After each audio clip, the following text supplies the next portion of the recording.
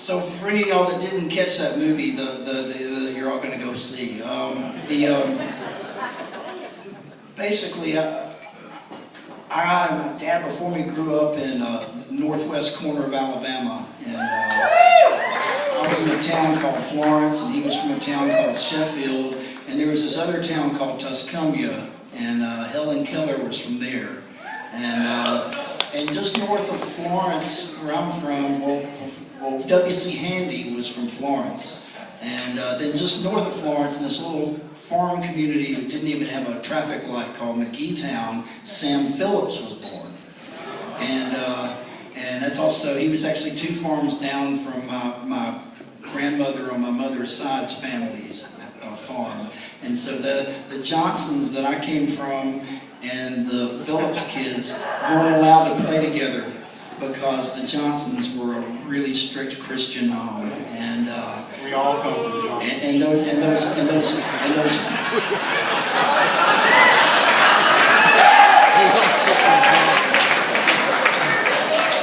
We do. Those Phillips kids, they were wild. They drank. It's hard to do in those days there.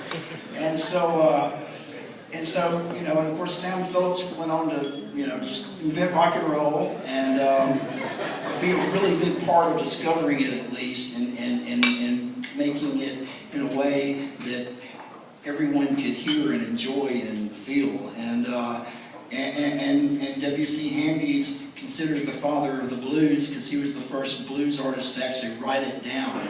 And he's also considered to have given birth to jazz.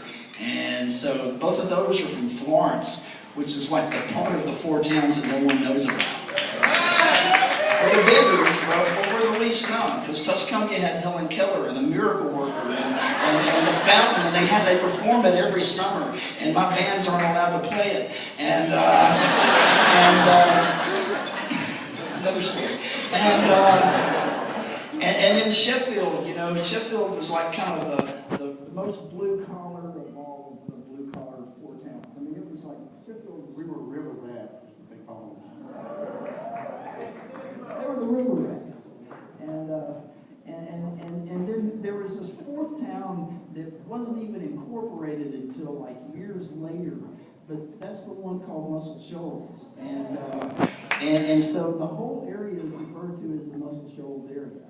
And the mussels are named after the mussel shells that would collect up at the bend of the river there back in the old days that the Indians were, the Native Americans, you know, were really into.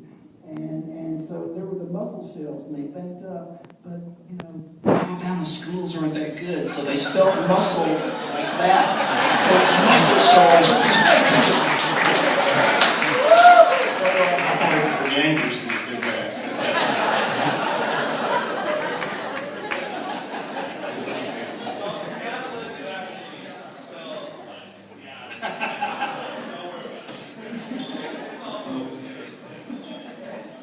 So at any rate, when Hannah approached me about doing this, and she was like, I want you to play some of your dad's songs, and I love those songs, but there's only most of them I just don't feel like I can do justice to, especially just by myself with the 2 of us like that. I'm thinking, what can I do that I'm not going to just massacre it and be a total embarrassment? And but this is one that we worked up a couple of years ago, actually on Dad's urging. He was like, y'all should cover this song.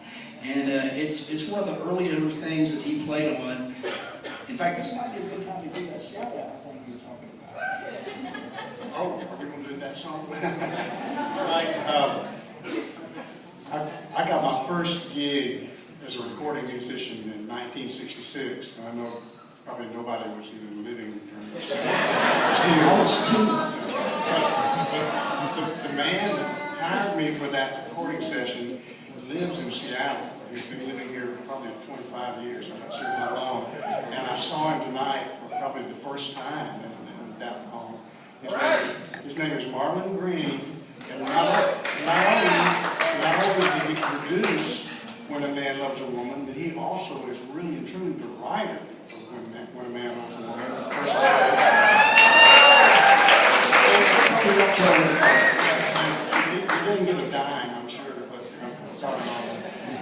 Also, the band played earlier that I thought did a wonderful job. They played Lonely a Dime by Bob Skaggs, and Marlon was the recording engineer on that. Also, I think he might have even been a producer on that. But Marlon Green, here's to you. Thank you so much.